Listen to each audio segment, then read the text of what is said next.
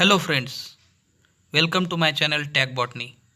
If you are new on this channel, then please subscribe and press the bell icon to get more and more videos from this channel. Friends, today we will study family Convolvulaceae. Family Convolvulaceae is also known as morning glory family because the members of this family possess beautiful flowers and which characteristically open in the morning time, hence enhancing the beauty of the morning. Therefore, they are called as morning glory plants. Today we will study part 1. Learning objectives of part 1. We will study classification according to Bentham and Hooker's system, geographical distribution of the family, vegetative characters and floral characters of the family. So, starting with the classification. Division Spermatophyta, subdivision Angiosperms, class Dicotyledons, subclass Gamopetalae, series Bicarpellate, order Polemoniales, and family Convolvulaceae. So, geographical distribution of the family. This family includes about 55 genera and 1650 species. About 20 genera and 150 species have been reported from India. Convolvulaceae are tropical and temperate in distribution. So here in the diagram you can see the area near the equator is tropical area and at the higher latitudes it is temperate area. In both tropical, that is warmer, and temperate area, these members of Convolvulaceae are distributed. So let us start vegetative characters, starting with general habit. Annual or perennial herbs, shrubs or rarely trees. For example, some species of Erisaceae are trees, often climbing, for example Ipomoeas, with somewhat milky sap. Some with tuberous roots like Ipomea batatas or sweet potato or stems, others with rhizomes.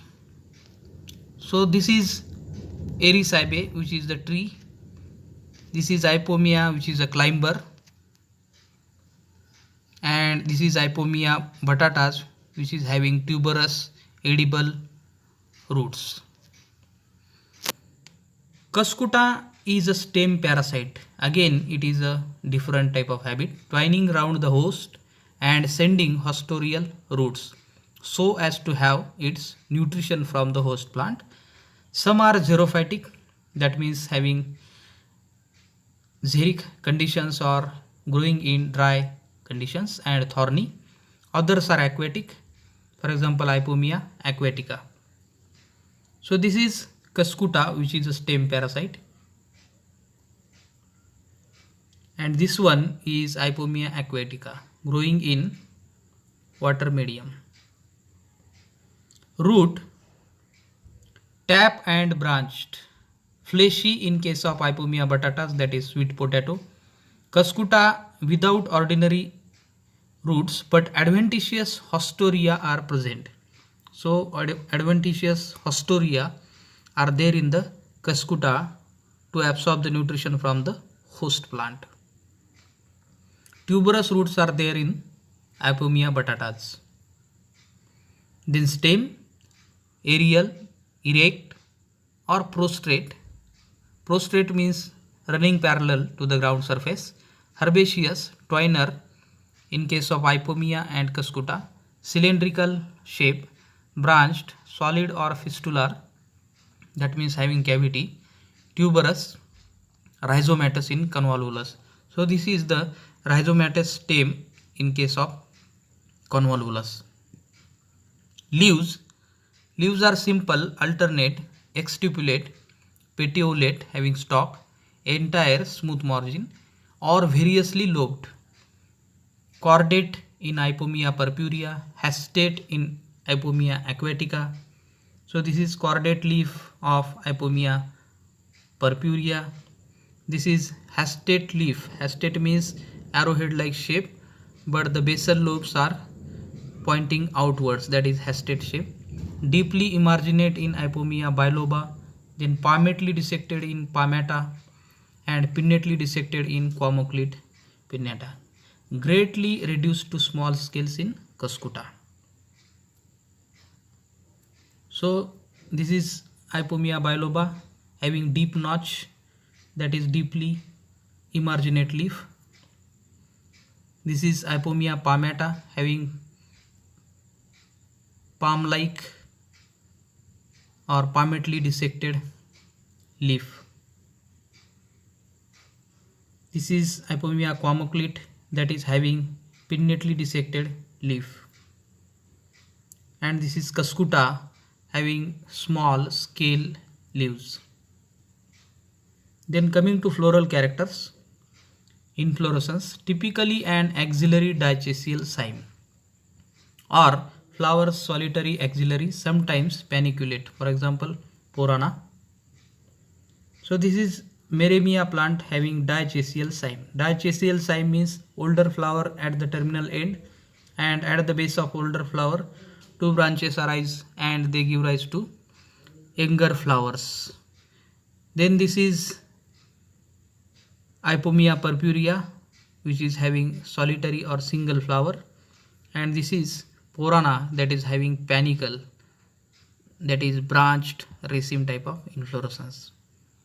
Then flower, bracteate, bracts often large and showy, attractive, sometimes forming involucre, bracteolate, complete, hermaphrodite or bisexual, actinomorphic, regular symmetry, pentamerous, hypogynous, ovary superior, rarely unisexual, and such species are then dioecious. So this is the Ipomia pileata having boat shaped bract.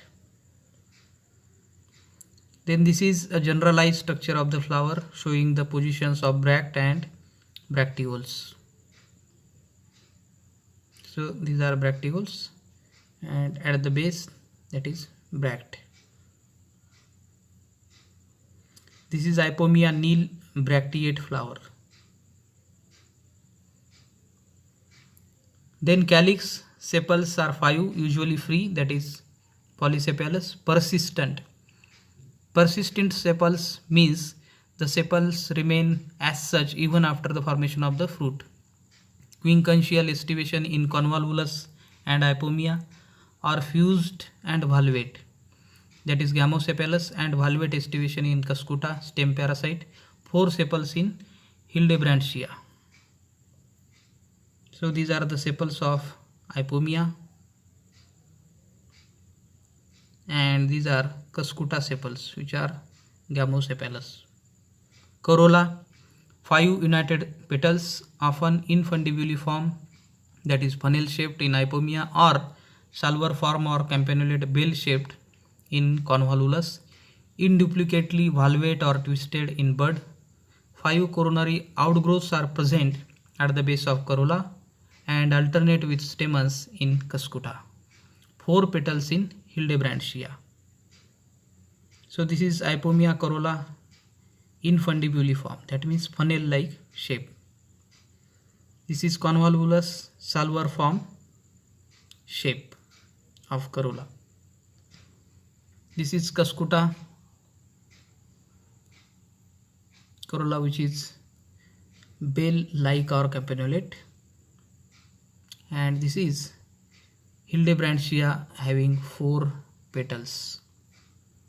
Then Androecium, stamens are 5, epipetalous, that means stamens attached to petals, alternipetalous, alternating with the petals, inserted towards the base of corolla tube, anthers diathecous, 2-celled, dorsifixed or basifixed, intrors means facing towards the center, longitudinally dehiscent, sagittate anthers are seen in Ipomia.